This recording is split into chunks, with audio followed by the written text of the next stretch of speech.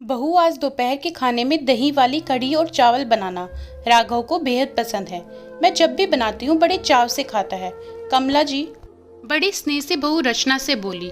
तो बहू ने भी जी मम्मी जी कहते हुए सहमति में चुपचाप सिर हिलाया और अपने काम में लग गई। रचना ने सास के कहे अनुसार ही कढ़ी चावल बनाए और स्वयं के लिए थोड़ी सी दाल कुकर में चढ़ा दी, क्योंकि बचपन से ही रचना को दही वाली कढ़ी बिल्कुल भी नहीं भाती थी। जब भी घर में कढ़ी बनती, माँ अलग से रचना के लिए दाल बनाती। सो आज भी रचना ने अपनी पसंद के अनुसार ही काम किया। कुकर ने 2 सीटी मारी ही थी कि कमला जी रसोई में भागी हुई आई और बोली, ये क्या बहू, मैंने तो तुम्हें कढ़ी बनाने कही थी, लगता है तुम भूल गई, इसलिए दाल चढ़ा दी। नहीं मम्मी जी, मैं भूली नहीं, जैसा आपने कहा था मैंने कढ़ी चावल ही बनाए हैं। तो फिर कुकर में क्या चढ़ा रखी है? वो क्या है ना मम्मी जी, मुझे कढ़ी नहीं भाती, मुझे पसंद नहीं, इसलिए मैंने अपने लिए दाल चढ़ाई है। बहू के मुंह से इतना सुनते ही कमला जी मुंह नाक सिकोड़ती हुई रसोई से बाहर निकल अपने कमरे में मुंह फुलाकर बैठ गई। पत्नी का फूला हुआ मुंह देख पति रमेश जी बोल पड़े, क्या बात है भाग्यवान, ऐसा मुंह क्यों फुला रखा है? पति के पूछने भर की देर थी कि कमला जी जैसे बम की तरह फट पड़ी। अजी, क्या बताऊं, 4 दिन बहू को आए नहीं हुए कि वो अपना खाना अलग से बना रही है। क्या पता कल को चूल्हा ही न अलग कर दे। आखिर बहू ने क्या किया, खुलकर बताओगी? पति के इतना बोलने पर कमला ने पूरी बात बताई। तब पति मुस्कुरा उठे। पति को यूं मुस्कुराते देख कमला जी और कूद गई। भाग्यवान, ये तो अच्छी बात है कि बहू हमारी पसंद के साथ साथ अपनी पसंद का भी ख्याल रख रही है। बुरा तो तब होता जब वो तुम्हारी बात न मानकर अपनी पसंद हम पर थोप देती, लेकिन ऐसा नहीं किया ना, उसने तुम्हारी बात का मान रखा और साथ में अपने मन का भी। रमेश जी समझाते हुए बोले, ऐसा मायके में संभव है पर ससुराल में नहीं। बहुएं वही खाती है जो सबके लिए बनता है, चाहे उसे पसंद हो या ना हो। मैंने भी तो यही किया था। शादी के बाद अपनी पसंद को भूल सबकी पसंद को अपनाया था। तो फिर आज की ये लड़की इस नियम को तोड़ने वाली कौन होती है? कमला जी गुस्से में बोली। कमला जी, मानता हूँ तुमने सबकी पसंद को आत्मसात कर अपनी पसंद को दरकिनार कर दिया था, पर वो दौर कुछ और था और ये अलग दौर है। यहाँ लड़कियाँ पहले से ज्यादा अक्लमंद और पढ़ी लिखी हैं, अपना भला बुरा समझती हैं और अपनी पसंद को भी।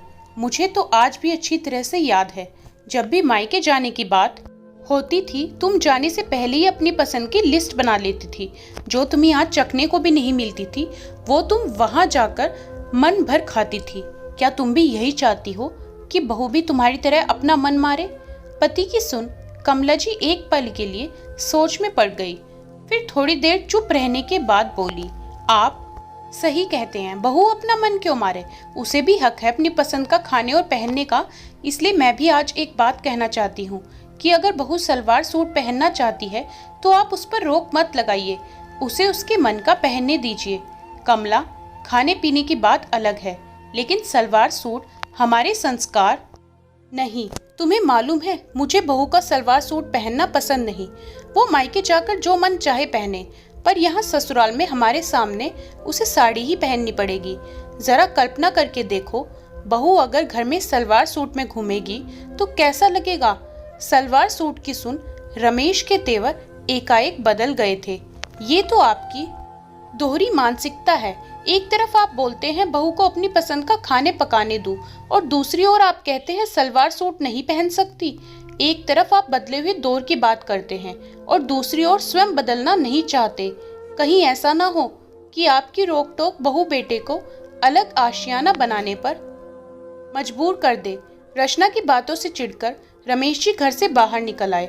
घर से बाहर गली से होकर वे खुले मैदान में जाकर बेंच पर बैठे ही थे कि तभी उनकी नजर अपने पुराने मित्र राजेश पर पड़ी, जो थोड़ी दूरी पर दूसरे बेंच पर बैठे थे।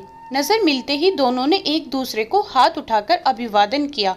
दोनों दोस्त काफी लंबे समय बाद मिले थे। हंसी ठहाके लगाते हुए राजेश रमेश को जिद करके अपने घर ले गए।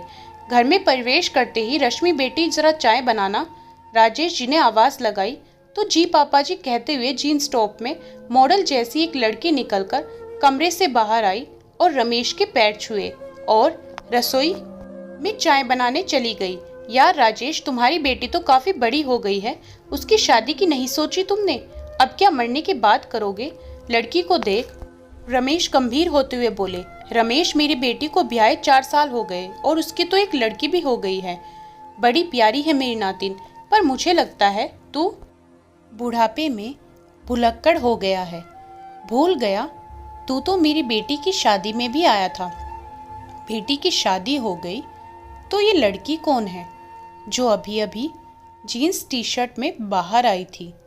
रमेश ने आश्चर्य से पूछा। अरे ये तो मेरी बहू रश्मि है।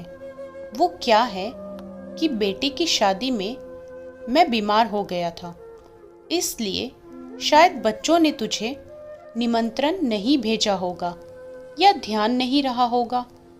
निमंत्रण देना भूल गए, वह सब तो ठीक है राजेश, पर बहू होकर जीन्स टी शर्ट पहनने की आज़ादी तुमने दी कैसे? हमारे यहाँ तो बहुए साड़ी में ही जचे हैं।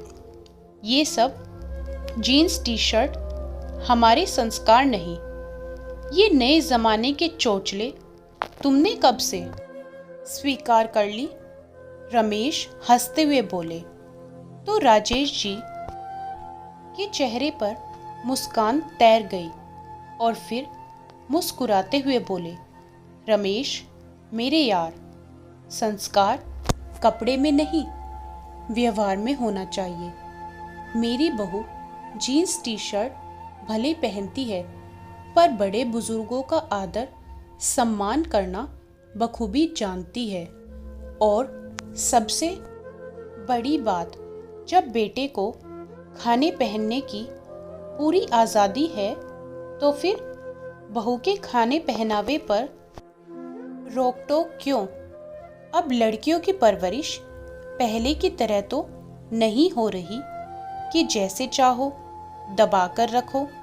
शिक्षित लड़की अपने हक के लिए आवाज़ उठाना जानती है, इसलिए ज़्यादा रोक टोक करोगे तो बहू बेटे को ले उड़ेगी और फिर इस बुढ़ापे में हाथ मलते रह जाओगे।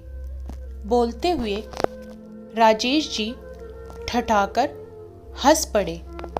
तभी उनकी बहू चाय के साथ पकोड़े भी ले आई। दोस्तों, ये कहानी आपको कैसी लगी? उम्मीद करती हूँ ये कहानी आपको ज़रूर पसंद आई होगी।